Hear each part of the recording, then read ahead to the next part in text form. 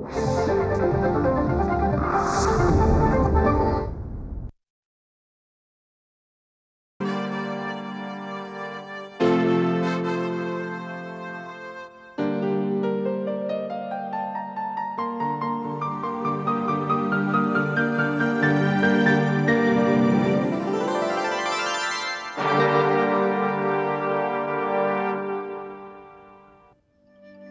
समर्थ 1930 नंतरच्या दशकातली एक समर्थ अभिनेत्री.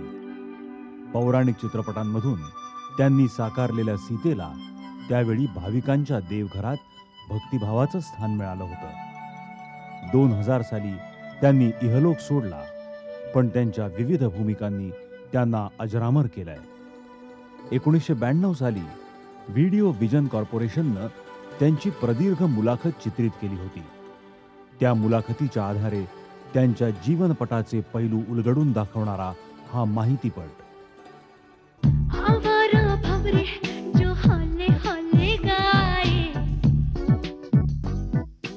काजोल आजच्या पिढीला आवडणारी एक लोकप्रिय चित्रतारका आणि तिच्या पावलावर पाऊल ठेवून तिची बहीणही आता चित्रपटात आली आहे.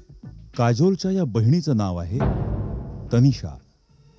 काजोल आपल्या चित्रपटांचा वर्तमान काळ आहे, तर तनिषा भविष्यकाळ. वर्तमान काळ आणि भविष्य काळाला असतो एक भूतकाळ. काजोल आणि तनिषाचा देखील असाच एक भूतकाळ आहे. त्या दोघींची आई तनुजा.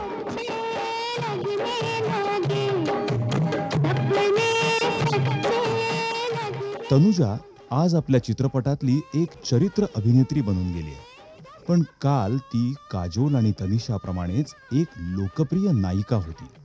तनुजा नायिका बनण्याच्या आधी एक बालतारका होती. तेव्हा तिची मोठी बहीण नूतन नायिका म्हणून इथे उदयाला आली. पण आधीही चित्रपट व्यवसायात त्यांच्या घराण्यातली एक पिढी होती. या पिढीचा शोध घेण्यासाठी आपल्याला एकदम भूतकाळातील रामायण काळात जावं लागेल आणि शोध घ्यावा लागेल रामायणातल्या सीतेचा. हीच ती रामायणातली सीता. शोभना समर्थ, नूतन आणि तनुजा यांच्या मातोश्री आणि काजोल आणि तनिषा यांच्या आजी.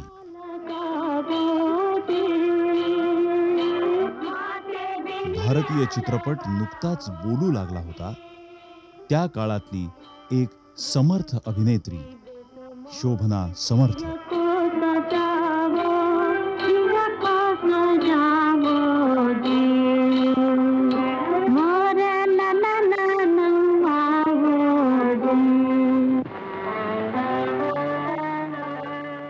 आज मला सगळी लोक नूतन आणि तनुजाची आई म्हणून ओळखतात.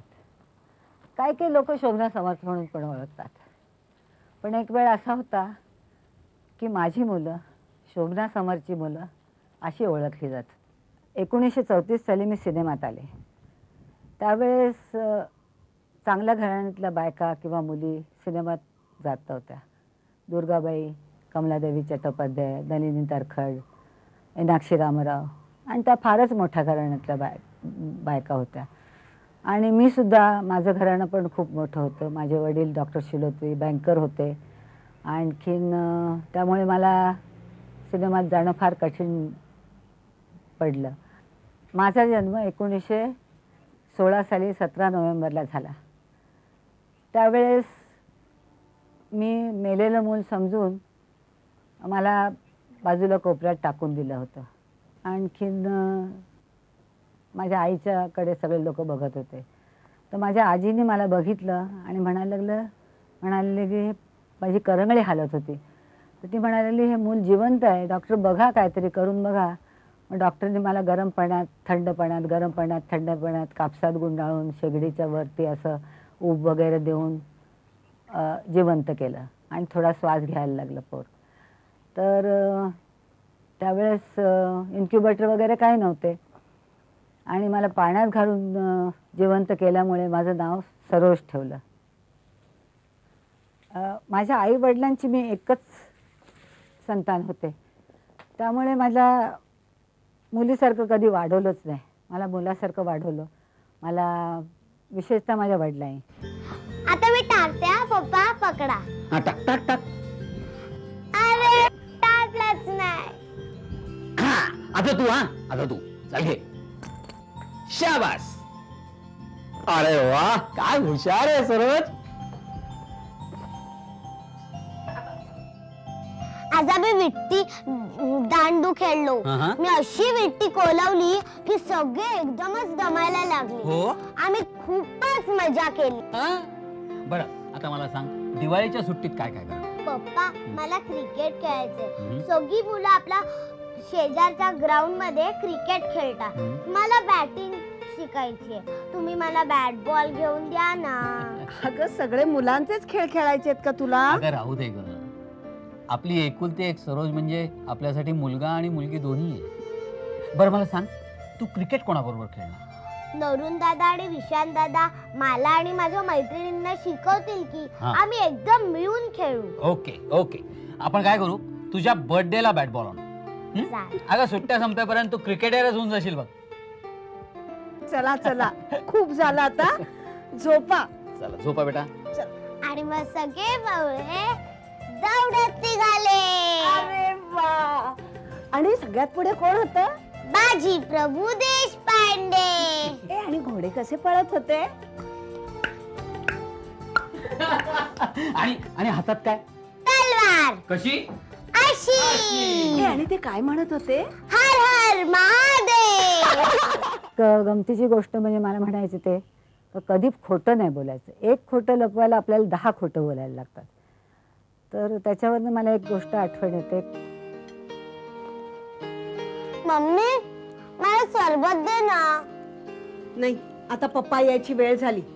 छानपैकी वेणी आवरायची, तयार व्हायचं आणि मग आपण सगळे मिळून बागेत जाऊ. हं? आणि तिकडे सरबत पिऊ. नाही मला आधीच हवंय. बरं बाबा, देते.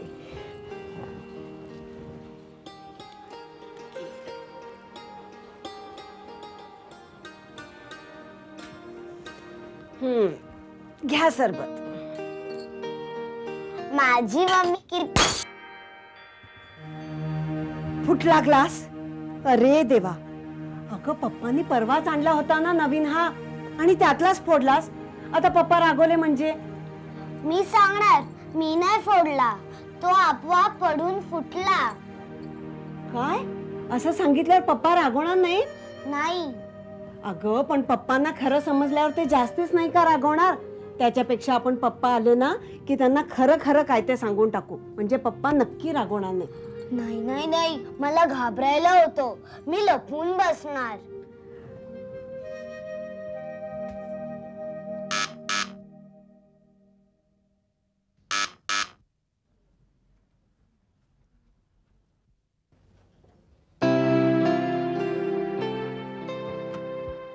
बेबी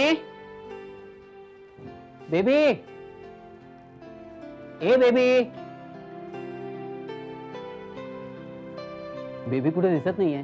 खेळायला गेली आहे? तिच्या हातून ग्लास फुटला.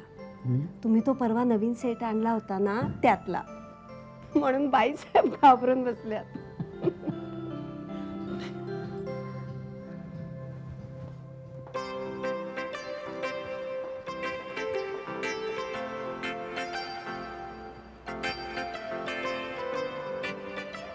बेबी, अरे कुठे गेली बा बेबी?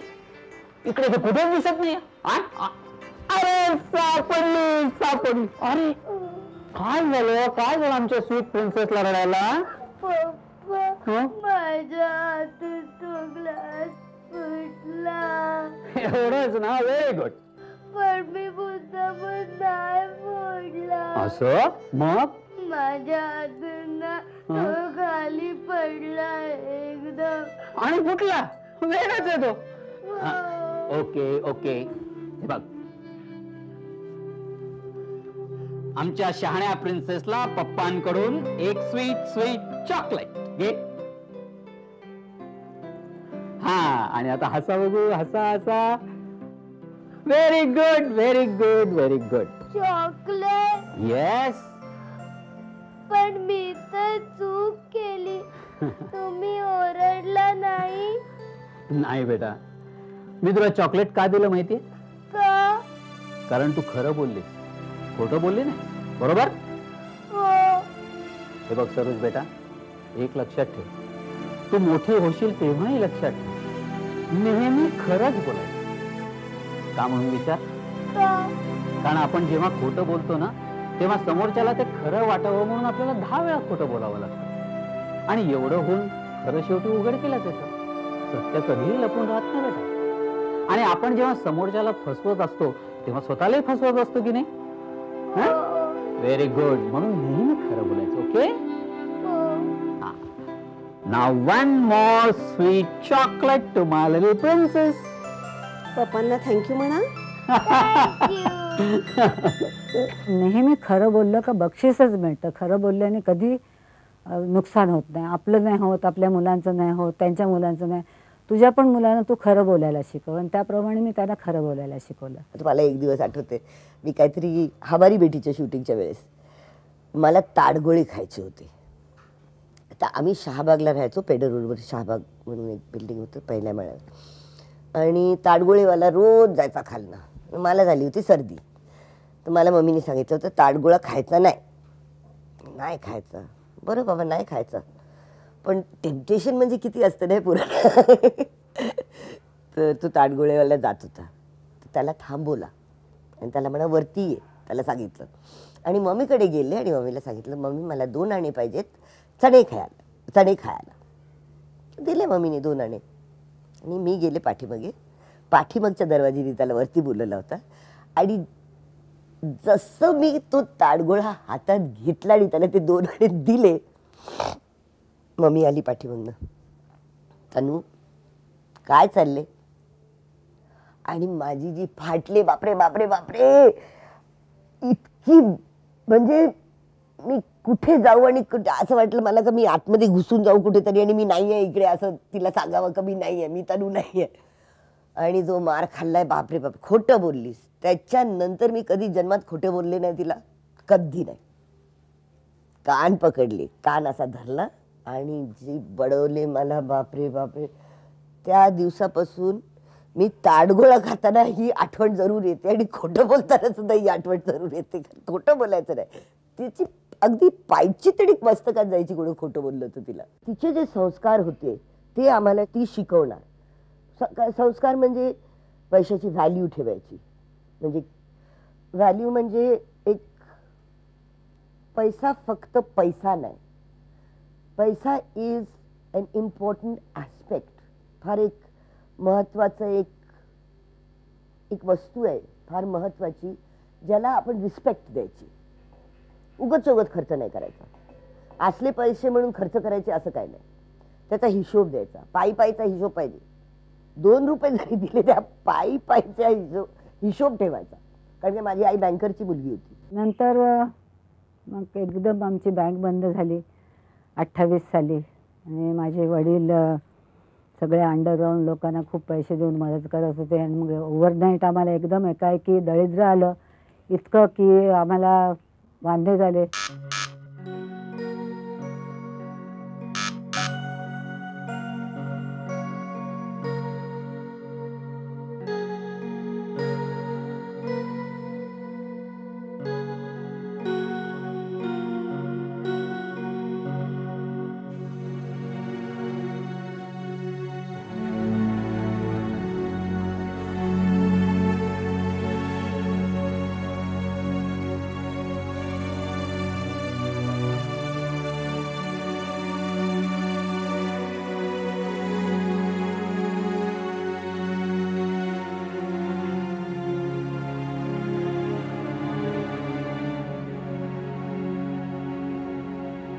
वाटत नाहीये का?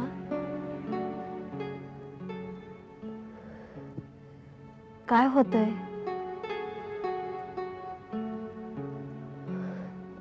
काय झालंय?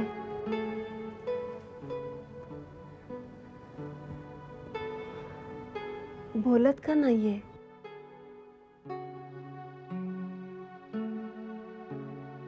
आपली बँक आज दिवाळखोरीत निघाली. पण असं कसं एकदम? बँकेतला पैसा आपण भूमिगत चळवळीला पुरवला. याच्या मोठ्या रकमा वेळेवर परत आल्या नाहीत. मग ठेवीदारांनी पैसे ठेवले, ते परत द्यायला बँकेकडे पैसे नाही आहेत. आता आता काय, नशिबाला सामोरं जावं लागणार आहे. कोर्टात केस होईल माझ्यावर, कदाचित शिक्षाही होईल.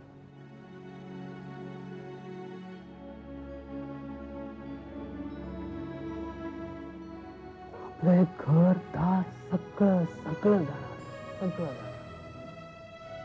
आपण रस्त्यावर येऊ. अगं बाई,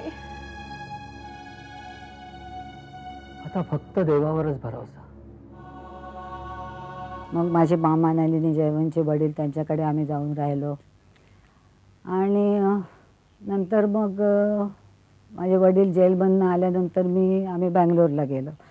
तर बँगलोरला आलमारा पिक्चर लागलं होतं, टॉकी झालं होतं, ते मी बघितलं होतं. तर मी जेव्हा बाजारात जायची तर मला लोक सगळे म्हणायचे आलमारा आलमारा. तर मला वाटायचं, म्हटलं हे आलमारा बरं कशा, कदाचित मी सुंदर आहे म्हणून म्हणतात का कशाला म्हणतात कोण जाणे. पण त्यावेळेस मला कधी स्वप्नात पण वाटलं नव्हतं का मी पिक्चरमध्ये काम करेन म्हणून. मिस सरोज शिलोत्री.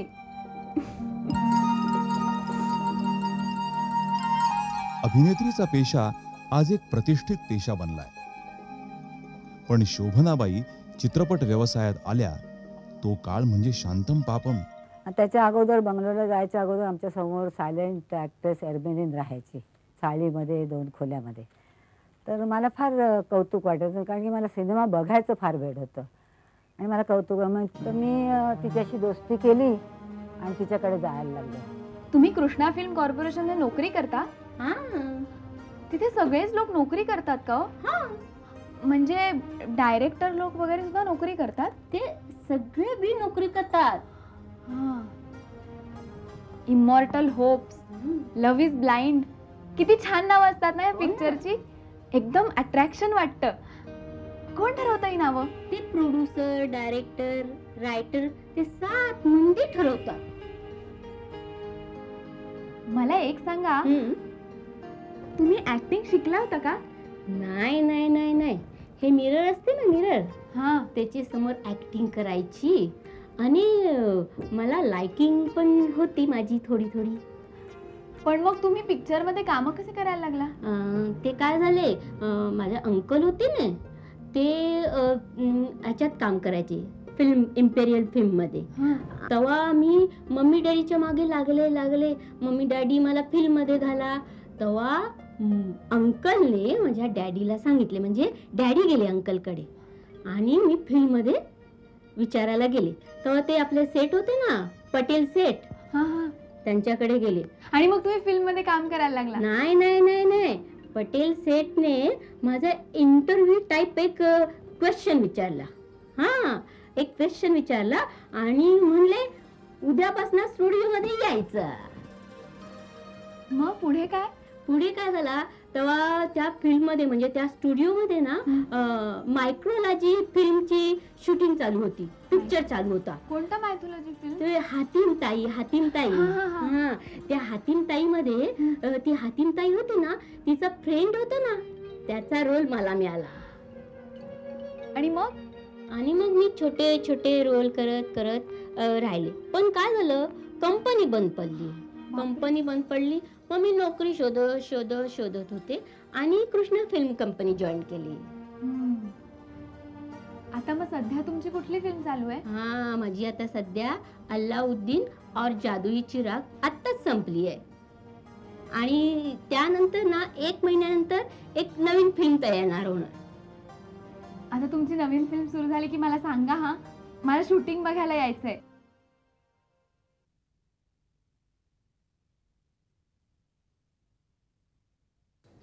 मम्मी, काय करतेयस? दिसत नाही, काम करतेय.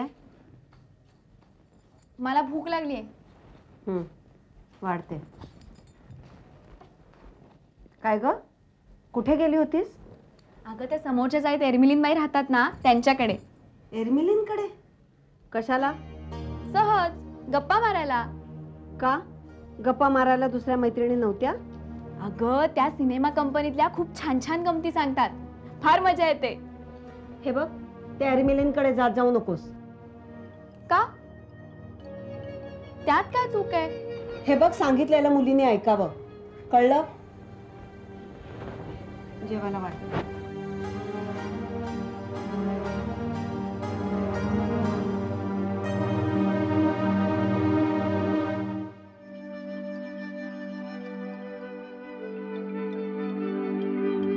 हे सिनेमा इंडस्ट्री असं आहे ना, तुमचं काम एकदा पब्लिकला आवडलं ना की डिमांडमध्ये येता. ते नंदलाल पेलवान पेलवान माणूस, हां, त्यांचं काम ते प्रॉपर्टी सांभाळायचं.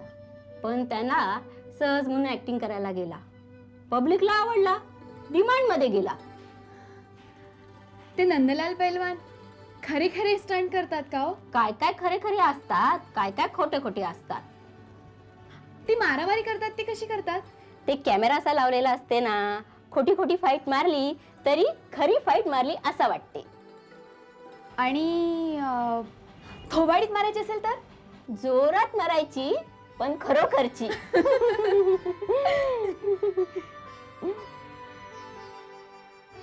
पण काय ग, तुला ऍक्टिंग बिक्टिंग करायची आहे काय? एवढं सगळं विचारतेस ते? नाही, असंच काही नाही, सहज आपलं.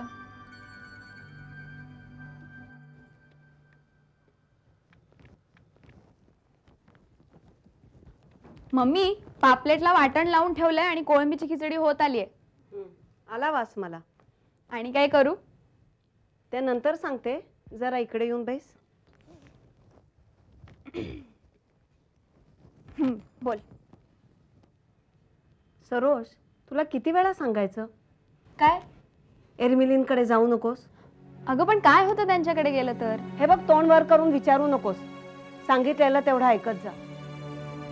मम्मी, त्या खूप चांगल्या आहेत. त्या मला किती नवीन नवीन गोष्टी सांगतात माहितीये. हे बघ, मी तुला मागे सांगितलं होतं तिच्याकडे जाणं बंद कर म्हणून.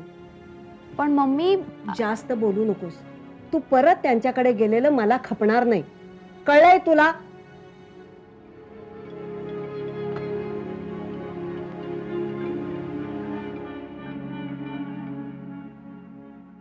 त्याच रतनबाईंनी शोभनाबाईंनी चित्रपट व्यवसायात प्रवेश केल्यानंतर स्वराज्याच्या सीमेवर या एका मराठी चित्रपटात भूमिका केली. त्याच्यानंतर 1932 साली मग जयराज आले तिकडे राहायला. आणि ऑफकोर्स त्यांच्याकडे जाता येत नव्हतं मला, पण मी कधीच कसं तरी करून त्यांच्याशी जरा बोलणं चालणं केलं. आणि मग मला अशी कल्पना नव्हती करुणानंदाने माझा तो हिरो होईल म्हणून. तर आम्ही एका पिक्चरमध्ये पण काम केलेलं आहे त्यांच्याबरोबर. आता तुम्ही सगळे विचार करत असाल का बँकरची मुलगी, सोसायटीमधली मुलगी, मग ह्या मुलीने सिनेमात प्रवेश कसा केला? ती पण एक फार गमतीची गोष्ट आहे. पहिली गोष्ट म्हणजे मी नाटकात काम करणार होते आणि आनंद काणेकरनी मला बोलवलं होतं नाटकात काम करायला आंधळ्याच्या शाळेमध्ये. आणि मी रिहर्सल पण करत होते त्याच्या. तर माझ्या मामाला कळलं काही नाटकात काम करणार आहे. आणि हा स्वतः मात्र केशवराव भोळे, दीनानाथ मंगेशकर सगळ्यांची नाटकं स्वतः बघायला खूप जायचा.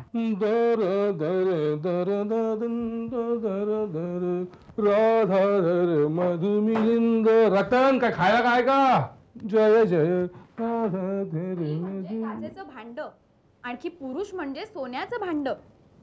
ऐकले आहेत मी या साऱ्या उपमा, पण आपणास मी वादविवादाची किंवा माझी मनधरणी करण्याची तसदी मुळीच देऊ इच्छित नाही. रतन, अरे केवढ्यांदा ओरडतोयस? खूप भूक लागली आहे वाटतं. भूक लागली होती पण मिली आता. घरात काय चाललंय? काय काय चाललंय घरात? अरे कुठे काय चाललंय? कुठे काय चाललंय? मग ही नाटकाची भाषण पण म्हणते मोठमोठ्याने, सर्वच ना? हो, आता ती नाटकात काम करतेय ना. हो का? कुठल्या नाटकात काम करते ती? कुठल्या बरं म्हणत अरे होती ती? मामा, कधी आलास? मी मगाशीच आलो. बेटा, तू कुठलं नाटक करतेस? आंधळ्यांची शाळा. आंधळ्यांची शाळा. ही सगळ्या आंधळ्यांची शाळा झालेली आहे. धन्य माझी बहीण आणि धन्य ही भाची. अरे पण त्यात काय झालं? तुझं आपलं नेहमीचं तुणतुणं सुरू झालं. माझं तुणतुण? माझं बोलणं तुणतुण वाटते तुला? रतन लक्षात ठेव, तू मला तुणतुण म्हण आता ढोलकं म्हण. आधी मला सांग, हिचं नाव कोण सुचवलं नाटकामध्ये? असेल कोणीतरी सुचवलं. कोणीतरी म्हणजे कोण? कोणीतरी म्हणजे कोण? अगं तो एक मूर्ख आहे, पण तुला अक्कल नाही. तिची आई आहेस ना तू? तुला नाटक पाहण्याचा जो नाद आहे तो पण वाईटच म्हणायचा का? हे बघ रतन, नाटकं पाहणं वेगळं, नाटकं करणं वेगळं. आणि तू तू फार मोठी नटी बनतेस काय ग? हो, नाटकात काम करायचं नाहीस. मामा मामा गेला खड्ड्यात, फवार होईल. नाटक करते नाटक ती. मी हिचा मामा आहे, हिचा वैरी नाहीये. उद्या हिच्यावर लग्न कोण करणार? हा, कुठून आपण सोयी स्थळ यायच्या करता नाटक करत नाटक. मामा चुप.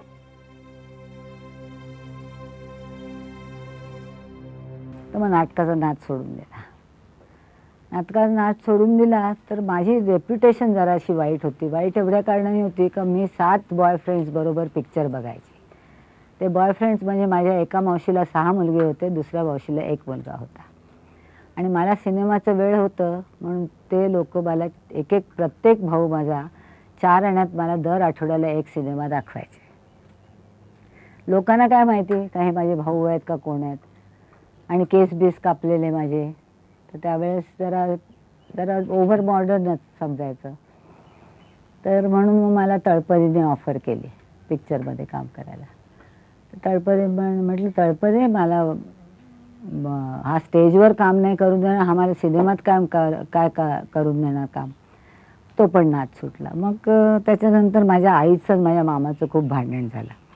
भांडण कशावरनं झालं की असुनी खास मालक घरचा, असुनी खास मालक घरचा, असुनी खास मालक घरचा, म्हणती चोर त्याला परवशता.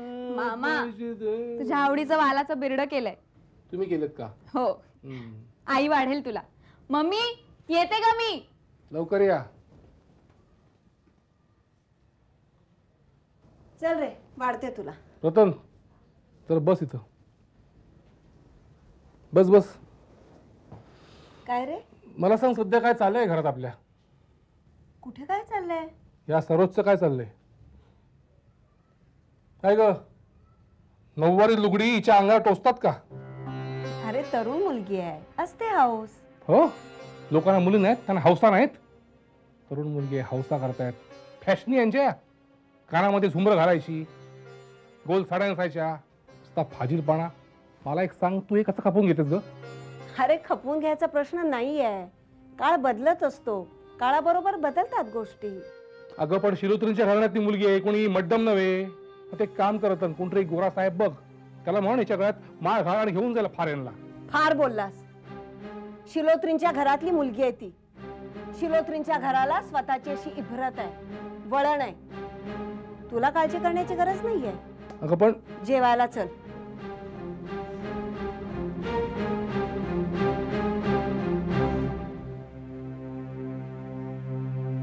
आम्ही तिथे त्या घरात राहत असताना बाबूराव पेंढारकर, विनायक वगैरे आले विचारायला सिनेमात काम करता का. नमस्कार. नमस्कार. मी बाबूराव पेंढारकर.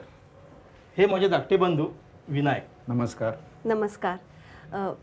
आम्ही ओळखतो आपल्याला. ही माझी मुलगी सरोज. नमस्कार. नमस्कार. आपण बसा ना.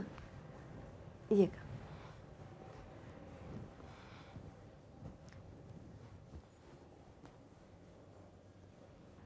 पत्र मिळालं तुमचं, पण पत्रावरून फारशी काही कल्पना नाही आली. मी सांगतो आपल्याला सर्व.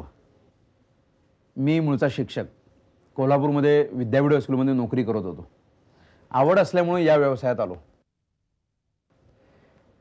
समाज प्रबोधनासाठी चित्रपट हे चांगलं आणि खूप महत्त्वाचं माध्यम आहे असं मला वाटतं, म्हणून मी नोकरी सोडून या व्यवसायात आलो. सुरुवातीला शांताराम बापूंच्या बरोबर कामाला सुरुवात केली आणि अभिनयाची आवड असल्यामुळं तिथूनच सुरुवात झाली. तुमचा अयोध्येचा राजामधला नारद फार छान होता. पण माझा मूळचा पिंड शिक्षकाचा असल्यानं दिग्दर्शनाकडे माझा जास्त ओढा आहे.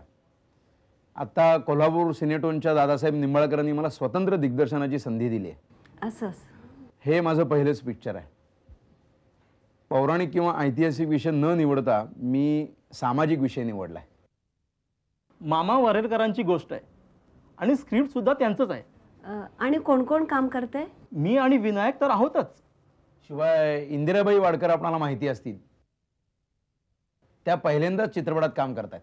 तर आम्ही यासाठी आलो होतो की आमच्या सिनेमामध्ये एक महत्त्वाची भूमिका आहे, ती आपल्या कन्येनं करावी अशी आमची इच्छा आहे.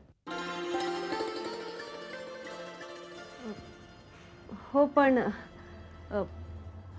ते सगळं ठीक आहे, पण अभिनयाचा तिला काहीच अनुभव नाही आहे आणि आजपर्यंत कधी तिने नाटकातही काम केलेलं नाही आहे. हरकत नाही. अहो, प्रत्येकाची केव्हा तरी पहिली वेळ असतेच. आम्ही करून घेऊ सगळं. सुरुवातीला तालमी होतील आणि तालमीला स्वतः मामा वरेरकरही हजर असणार आहेत. तालमी झाल्यानंतर शूटिंगला सुरुवात होईल आणि आमचं युनिट पण खूप चांगलं आहे. हो, मानधनाचं तुम्ही म्हणाल तसं करताय. कधीपर्यंत सांगावं लागेल तुम्हाला? एक 8-10 दिवसामध्ये. ठीक आहे, पण मला जरा घरच्या मंडळींशी बोलावं लागेल, तर त्याप्रमाणे मी तुम्हाला कळवेन. चालेल. त्यांच्या गोष्टी बोलत असताना कुमारसेन समर्थ म्हणजे माझे यजमान तेव्हा नुकतंच जर्मनीला जाऊन आले होते. तर ते माझे नातेवाईक पण लागतात. तेव्हा त्यांना पण विचारलं, त्याच्या अगोदर दुर्गाबाईंना जाऊन विचारलं होतं की तुम्ही काम केलेलं आहे, तुम्हाला काय वाटतं ह्याच्याबद्दल. तर त्या म्हणाल्या कुठच्याही क्षेत्रात जरी तुम्ही गेलात तर डेंजर्स तेवढीच असतात. तर दुर्गाबाईंनी मला पुष्कळ प्रोत्साहन दिलं आणि त्याच्याबद्दल मी फार त्यांची आभारी आहे. आणि मग कुमारसेन म्हणाले का म्हणे का काय हरकत आहे, it's not a bad industry, इथे काही खराबी नाही आहे, माणसं सगळीकडेच वाईट आणि सगळीकडेच बरी असतात. पण म्हटलं माझा मोठा प्रॉब्लेम म्हणजे माझ्याशी लग्न कोण करणार. मला प्रॉब्लेम नाही आहे, पण माझ्या मामाला तो प्रॉब्लेम आहे. तर त्याचं म्हणणं असं आहे की मी लग्न करावं आणि काय वाटेल ते करावं. आणि तर त्याच्या अगोदर ते मला म्हणाले ते तुझी बर्थ डेट काय आहे. तर म्हटलं 17 नोव्हेंबर. तर म्हणे बा माझी पण 17 नोव्हेंबर आहे. ते ती 1913, मी 1916. तिथे म्हणजे तिथे जमलं आमचं. म्हणे तुझा प्रॉब्लेम काय आहे, लग्न करायचा. मी करतो लग्न तुझ्याशी. मग चटमगणी पट बिहा झाला आणि 21 जूनला आम्ही कॉन्ट्रॅक्ट साईन केलं आणि संध्याकाळी आम्ही कोल्हापूरला गेलो. मी, माझी आई, बाबूराव पेंढारकर आणि कुमारसेन. आम्ही कोणाला न सांगता कोल्हापूरला निघून गेलो आणि 5-6 दिवसांनी आमचे मामा पोचले तिथे पैसे बिसे घेऊन. हो काय साहेब, खरं म्हणजे तुम्ही मोठी माणसं आहात. हो नाही, प्रश्नच नाही, तुम्ही खरंच मोठी माणसं आहात आणि मुख्य म्हणजे तुम्ही मोठी कलावंत आहात. तुमचे सिनेमे पाहतो आम्ही, तुमची कामं खूप छान असतात, मला आवडतात कामं ती. पण खरं म्हणजे मी जे तर बोलणार आहे अतिशय व्यावहारिक बोलणार आहे. तुमचं मी नुकसान वगैरे अजिबात करणार नाही. तुमचं म्हणणं बरोबर आहे, मान्य आहे, पण हे जे काही होतंय यातून जे काही आकाराला येणार आहे हे तुमच्या फायद्या करता येणार आहे. ह्याच्यामध्ये आमचा फायदा कसला आहे? नाही, तुमचं बरोबर आहे, तुम्ही आमच्या सरोजला तुमच्या सिनेमामध्ये संधी देत आहे, ब्रेक देत आहे, त्यामुळे बऱ्याच लोकांना ती दिसणार आहे सिनेमात पडद्यावर. पण ह्यात तुमचं क्रेडिट आहे. अहो, दुसरी गोष्ट अशी की त्यात तुमचा स्वार्थही आहे आणि आपला स्वार्थ बघण्याकरता माणूस हल्ली काही करतो. पण यातून काही वाईट तर घडत नाहीये ना. हां, उद्या तिला पब्लिसिटी मिळेल आणि नवीन पिक्चर्सही मिळतील. हां, आणि त्यातून तिला या सगळ्या गोष्टींची आवड आहेच की. आवड लाख आहे. हो, आवड लागून तिला अक्कल आहे काय गोष्टीची. बघा साहेब, जर तिला अक्कल असते घडलं असतं का? तुम्हाला कळते मी काय म्हणतो ते. आता आपण जे बोलतोय ही चर्चा म्हणजे तुमच्या सिनेमाचे डायलॉग नाही तो हे, ही खरी परिस्थिती आहे. तुम्ही जो ऍडव्हान्स देतो, आणला ऍडव्हान्स. सरोज बेटा लवकर ये, चल यायचं आपल्याला. हा तुमचा ऍडव्हान्स घ्या, हा ऍडव्हान्स घ्या. हो, आणि माझी भाची मी परत नेतोय प्लीज. उद्या तिचं लग्न जमवताना माझ्या नाकीने गेलो तेव्हा तुम्ही बसाल शूटिंग काय करत. कळलं का? काय सिनेमात काम करणाऱ्या मुलीचं लग्न जमवणं म्हणजे काय पोरखेळ नाही. हा ज्याचं जळतंय त्याला कळतं. कळलं का? प्लीज प्लीज साहेब. मग कुमारने त्यांची समजूत घातली. त्याने सांगितलं का बा त्याच्यात मी लग्न करणार आहे तिच्याशी आणि तुम्ही काय काळजी करू नका. मग ते गेले परत आणि मग त्याच्यानंतर माझं शूटिंग झालं. आमच्या 6 महिने तर रिहर्सलच चालल्या होत्या, मामा वरेरकर वगैरे सगळे मिळून. आणि नंतर मग 31 ऑगस्टला मी पिक्चर संपवून मुंबईला आले. 1935चा विलासी ईश्वर हा शोभनाबाईंनी भूमिका केलेला पहिला चित्रपट. आणि त्याच्यानंतर मग सप्टेंबर ऑक्टोबरमध्ये मी सागर मूव्हीटोनमध्ये काम केलं. कन्हैयालाल मुंशीने लिहिलं होतं. बेखराब जन म्हणजे 2 वाईट माणसं, 2 दिवाणे. एक गुजरातीमध्ये ते होतं आणि हिंदीमध्ये. आणि त्याच्यात मोतीलालच्या बरोबर पहिलून मी काम केलं होतं. ते पिक्चर माझं 1936मध्ये सुरू झालं. 35 एंडला सुरू झालं, 36 बिगिनिंगला संपलं. आणि त्याच पिक्चरमध्ये मला म्हणजे विधाताचं तुम्हाला सांगते, त्याच पिक्चरमध्ये मला नूतन पोटात असताना 1.5 महिन्याची मला ॲक्सिडेंट झाला. म्हणजे हॅमक होतं लावलेलं असं, तर ते बगीच्यात पडलं आणि माझ्या पाठीला लागलं. आणि डॉक्टर पुरंदरे म्हणजे इथे दुसरे ज्युनियर पुरंदरे होते, त्यांना घरी बोलवलं तर ते म्हणाले का झोपून राहायला पाहिजे, नाही तर अबॉर्शन होईल म्हणून. पण माझ्या नशिबात एवढं सुख आणि एवढं दुःख बघायचं होतं म्हणून नूतन जिवंत राहिली आणि एवढी मोठी स्टार पण झाली. तर मग त्याच्यानंतर नूतन 4 तारखेला बर्ड पौर्णिमेच्या दिवशी जन्मली. नूतन 1.5-2 महिन्याची असताना मी दुसरं पिक्चर साईन केलं. बदामीनी डायरेक्ट केलं होतं. त्याच्यात माझा साईड रोल होता. साईड म्हणजे अगदी साईड नव्हता, 2 जशा हिरोईन्स असतात तशा. आणि सविता देवी त्यावेळेची फार मोठी हिरोईन होती. तर सारखे तिचे क्लोजअप घेणार. आणि मला त्यावेळेस म्हणजे 19 वर्षाचा असताना जेलसी फार असते माणसाला 19-20 वर्षामध्ये. आता पण आहे थोडीशी, म्हणा नाही असं नाही, अहंकार थोडासा तर राहतोच माणसाचा. तर मी म्हटलं आता काय करायचं, हिचं तोंड बघत राहणार लोक. मग मी ओपन बॅगचे सगळे ब्लाउजेस केले आणि तिचा क्लोजअपनं माझी पाठ. तर मला काय माहीत नाही, पण माझ्या फॅनने मला लिहिलं का सविताच्या चेहऱ्यापेक्षा तुमची पाठ जास्ती सुंदर होती. कारण की तिला ॲक्टिंग काही येत नव्हतं, ती अँग्लो इंडियन होती, तिची भाषा पण चांगली नव्हती. पण म्हणजे ती मोठी स्टार होती त्यावेळची. तर मला जरा बरं वाटलं का माझं सक्सेसफुल झाला प्रयोग म्हणून. आणि त्याच्यानंतर मग माझं करिअर सुरूच झालं. मग मी फाजलबाईकडे काम जनरल फिल्म्समध्ये केलं. नंतर मग परत सागरमध्ये केलं. सागरचं माझं पहिलं हिट म्हणजे साधना, प्रेमादीपच्या बरोबर. आणि नंतर मग मी 1942मध्ये 42 साली भरत भेट केलं. त्यावेळेस नूतन लहान होती. आणि मग रामराज्य केलं तेव्हा तनू पोटात होती. आणि सगळेही मला सांगितलं, क्रेडिट दिलं का बाबा तुझं काय ॲक्टिंग फार छान झाली. अहो म्हटलं काय कसलं ॲक्टिंग, तुम्ही म्हणे खरोखरच गरोदर दिसता. म्हटलं मी होतेच गरोदर त्यावेळेस, तर दिसण्याचा काय प्रश्न आहे. आणि मग त्याच्या अगोदर काय झालं, मला मॉडर्न रोल्स मिळायचे सगळे भरतभेटच्या अगोदर. पण भरतभेट सक्सेस झाल्यानंतर मला सगळे कॉस्ट्युम पिक्चर मिळायला लागले. त्यानंतर महासती अनुसया, नल दमयंती, श्रीकृष्णार्जुन युद्ध, तारामती, उर्वशी, सती तोरल अशा अनेक पौराणिक आणि ऐतिहासिक चित्रपटातून त्यांनी भूमिका केल्या.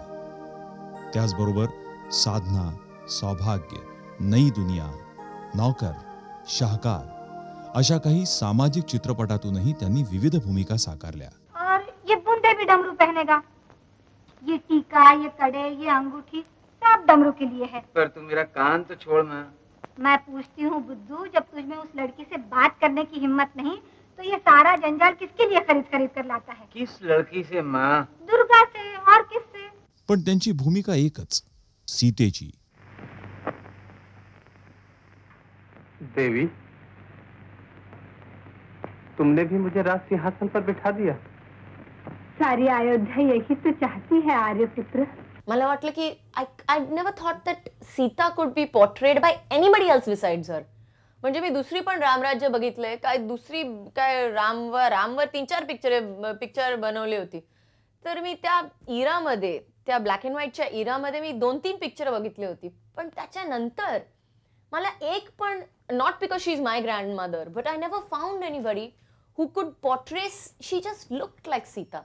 I don't know, you just saw her and you just saw Sita in her, and she was nothing like Sita, but You could not imagine anybody other than her playing Sita.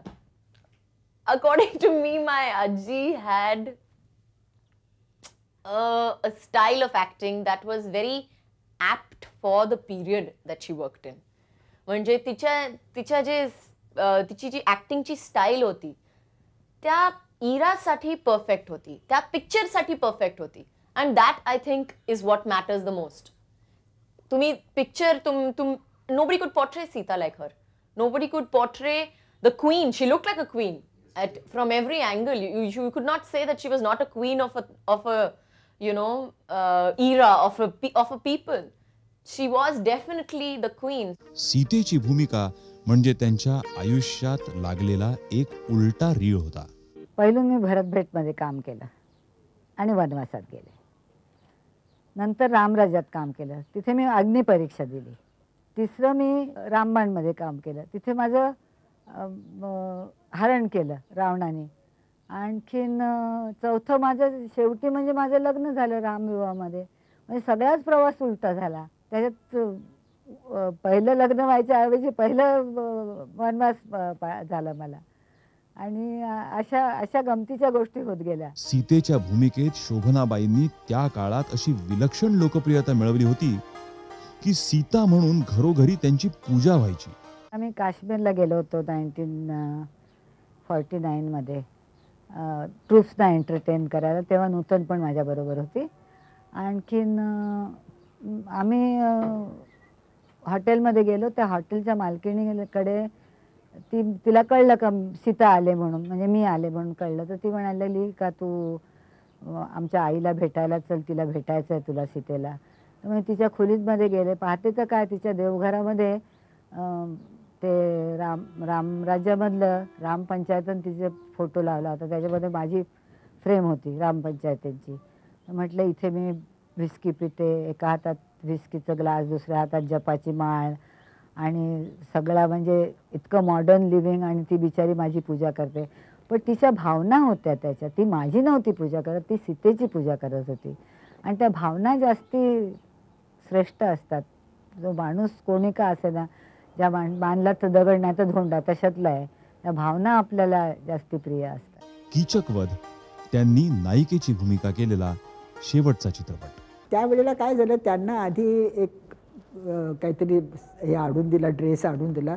आणि तो त्या राणीला शोभेल असा नाही. शी मी नाही घालणार हा dress. राणी म्हणजे कशी राणीसारखी दिसली पाहिजे. मग त्यांच्या पुढे आणून 2-4 शालूचे असे बनारसी शालू वगैरे ठेवले. मग त्यांनी निवडलेले हे करून तो पौराणिक ठरेला शोभेल अशा तऱ्हेने त्याचे ड्रेसेस शिवलेले होते. अतिशय त्या पर्टिक्युलर होत्या आपल्या त्या कपड्यांच्याबद्दलही, मेकअपबद्दलही. एकदा काय झालं, अचानकच त्या म्हणाल्या, अगं सुमती मला 2 दिवसासाठी मुंबईला जायला लागेल, तनुजाची तब्येत बरी नाही म्हणून मी जाते आहे. कसलं तरी तिचं ऑपरेशन इमर्जन्सी करायला लागेल. तर गेल्या त्या परत आल्या. मग म्हटलं काय झालं होतं तनूला? तनू नाही, नूतनची तब्येत बरी नव्हती. तर अगं काय नाही गं, अपेंडिक्सचा जोरात अटॅक आला आणि त्याचं इमर्जन्सी हे झालं.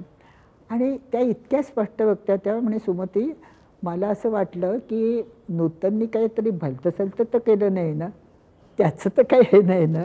म्हणजे इतक्या स्पष्टपणे आपल्या मुलीबद्दल बोलणं हे खरंच आश्चर्यकारक आहे. कीचकवध 1959ला पडद्यावर आला तेव्हा नूतन नायिका बनली होती. साधीसुधी नायिका नव्हे तर एकदम टॉपची नायिका. पर्वत, छलिया या चित्रपटात नूतननं शोभनाबाईंच्या बरोबर भूमिका केली.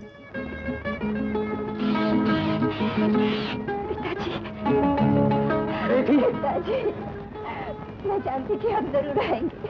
तुम्हें भूल हो रही है बेटी, मैं तुम्हारा बाप नहीं. त्यांनी दमयंतीमध्ये 5 वर्षाची असताना काम केलं. ते माझ्या यजमानीने डायरेक्ट केलं होतं. आणि त्यावेळेस तिचा मेकअप फार खराब केला होता मेकअपमॅनने. म्हणजे मी ताबडतोब मेकअप काढला, आणखीन तिला चांगला मेकअप केला. तर इतकं तिला आवडलं होतं ते का मम्मी माझा किती छान मेकअप केला आहेस, माझा किती छान. आणि इतकी गोड नाचायची वगैरे, ती इतकी चांगली, म्हणजे ती चांगलीच होती, त्याच्याबद्दल शंकाच नव्हती. आणि त्याच्यानंतर कल्पना दुसरंच चांगली एक गोष्ट म्हणजे त्या पिक्चरचे प्रोड्युसर जे होते छोटूभाई देसाई म्हणून, त्यांनी नूतनला त्या कामाबद्दल एक पेअर ऑफ इयरिंग दिला होता आणि त्याच्यात त्यांनी लिहिलं होतं, एक दिवस माझी फार इच्छा आहे, तू एक दिवस फार मोठी स्टार होशील. आणि त्याप्रमाणे त्यांनी खरोखरच इच्छा केली असेल म्हणून ती झाली मोठी स्टार. छोटूबाई देसाईंनी वर्तवलेलं नूतन बद्दलचं भाकीत खरं ठरलं. ती हिंदीतली एक समर्थ अभिनेत्री ठरली. दुख सहने की मुझे अब आदत हो गई है दीदी. आप कहिए.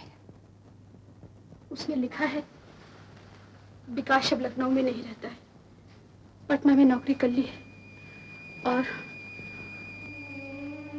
उसने शादी भी कर ली है. मी आणि नूतन एका मुहूर्ताला गेलो होतो. तर त्यावेळेस के आसिफनी तिला बघितली, तिला सांगितलं तू अनारकलीमध्ये काम करशील का. तर मी विचार केला, म्हटलं के आसिफच्या अनारकलीमध्ये काम करण्यापेक्षा मीच का नाही काढायचं पिक्चर. तर मग मी हमारी बेटी सुरू केलं आणि मला मोतीलाल, केन सिंग, डेव्हिड, वीरा सगळ्यांनी मला इतकं सहकार्य दिलं. कोणी माझ्याकडनं पैसे घेतले नाही. मी नंतर दिले सगळ्यांना पैसे, माझे पैसे आल्यानंतर, पण मला खूप सहकार्य मिळालं त्यांचं. नूतनला नायिका बनवण्यासाठी शोभनाबाईंनी हमारी बेटी निर्माण केला. तनुजा या चित्रपटात बालतारका होती.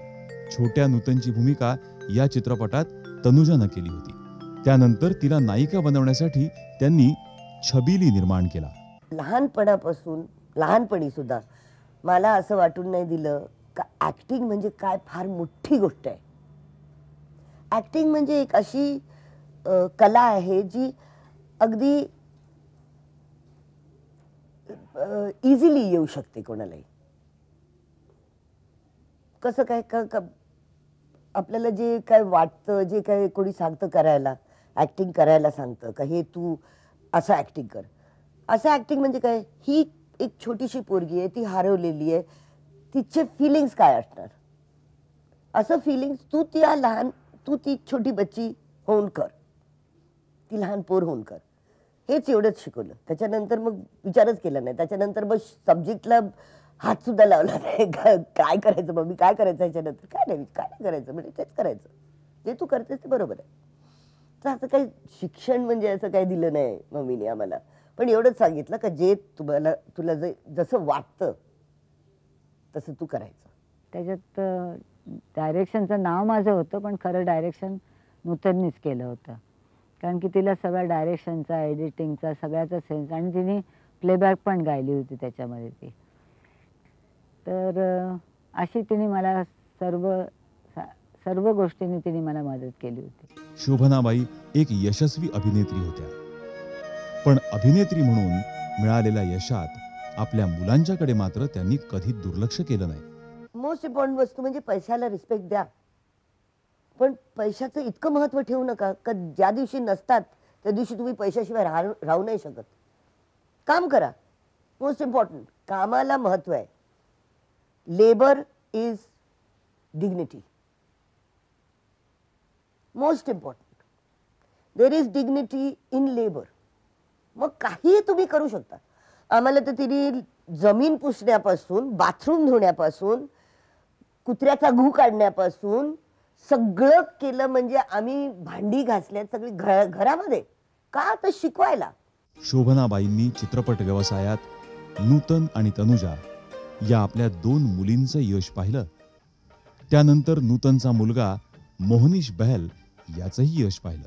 मोहनीशच्या पाठोपाठ शोभनाबाईंनी तनुजाच्या मुलीचं म्हणजे काजोलचं यश देखील पाहिलं. मला जेव्हा बेखुदीची ऑफर आली तेव्हा राहुल अंकलला भेटली आणि सगळं फायनल झालं. तेव्हा मी जाऊन आजीला सांगितलं की नाही बघा आजी, हे मी केलंय आणि मी हे प्रोजेक्टला मी हो केलंय आणि तर I am very excited and you know I want your blessings and all that. And she was so happy. She felt like, oh, now it is like, you know, another 3rd generation of actresses and you are the female line. आणि ते सगळं म्हणजे चालू होतं की no, it is the maternal passed through the maternal line and you know, आजी, आई आणि आता तू.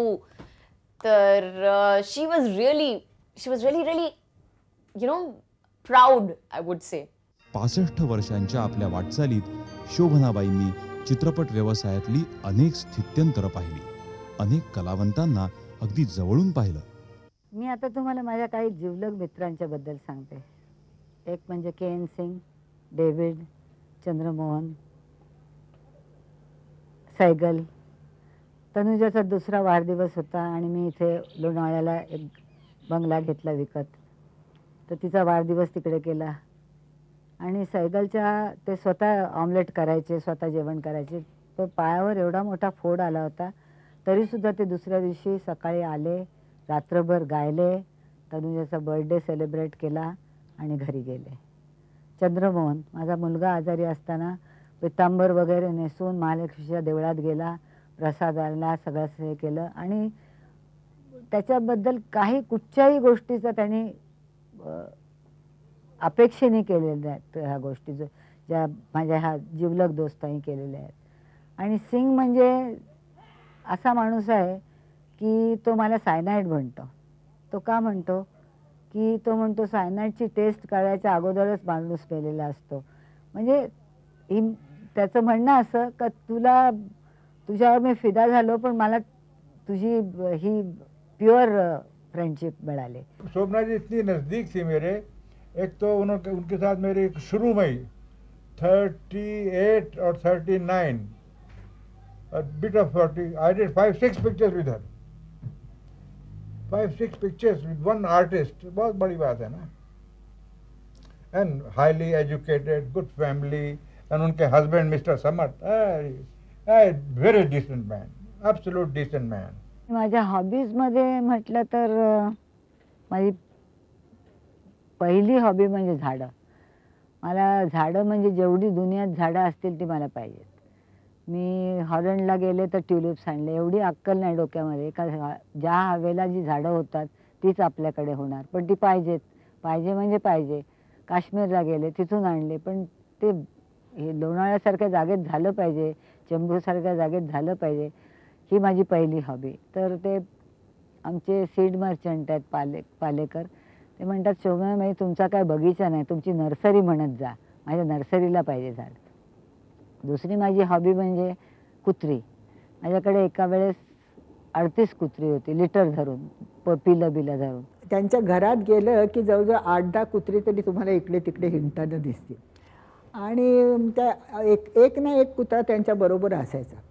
आणि त्या मग स्पेशल ह्याच्यातून पुण्याला एक प्रसिद्ध हॉटेल होतं कॅम्पमध्ये, तिथून चिकन सँडविचेस मागवायच्या. आणि त्या सँडविचेसमधलं चिकन सगळं काढून त्या कुत्र्याला भरवायच्या आणि ब्रेड नुसतं आपण खायचं.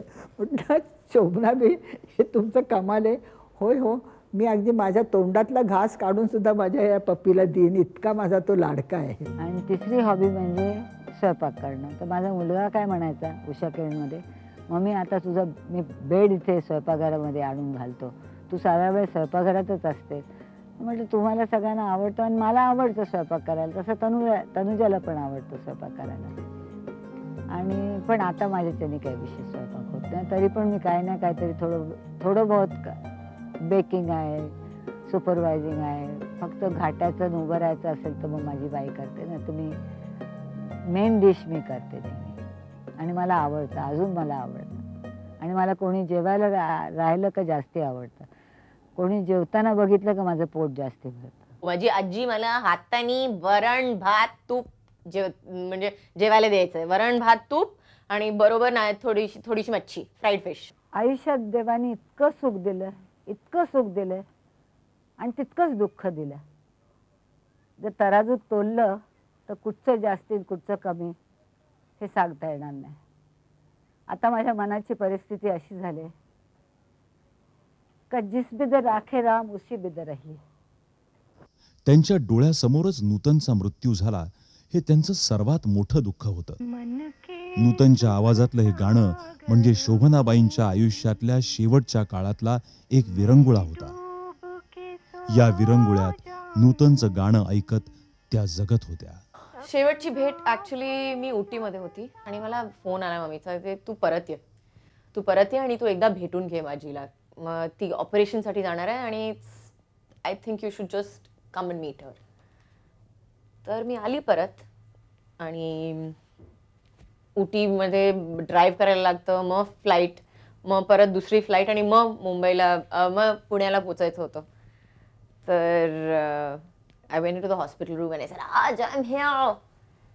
And she looked at me and she was so happy. She was just glowing, you know. She just looked at me and she was like, I can't believe you came all the way from Ooty to Pune to meet me. आणि you know, it's like सगळ्यांना माहिती असतं की हो माझी आजी आहे, मी तिला खूप प्रेम करते, हो माझी नात आहे, मी तिला खूप प्रेम करते. पण you never prove it to anybody, you know. You never prove it in your life. You never sit down to say that I have done this for you.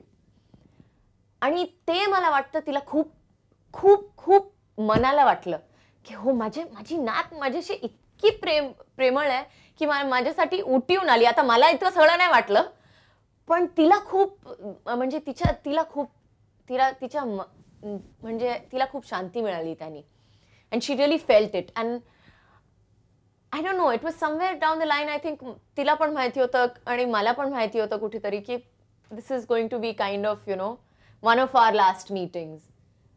So we said our goodbyes in that. And it was really something else. Sapna भय जग सारा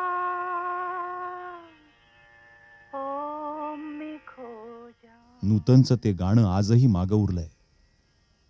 पण हे गाणं ऐकत आपलं शेवटचं आयुष्य जगणाऱ्या शोभना वाईकाई आता आपल्यात उरलेल्या नाहीत. नूतनला भेटायला त्या देवाघरी निघून गेल्यात. आपल्या अजरामर सीतेची आणि अनेक अजरामर भूमिकांची आठवण मागे ठेवून. सपना भय जग सारा ओ मैं खो जाऊं, ओ मैं खो जाऊं, ओ मैं खो जाऊं.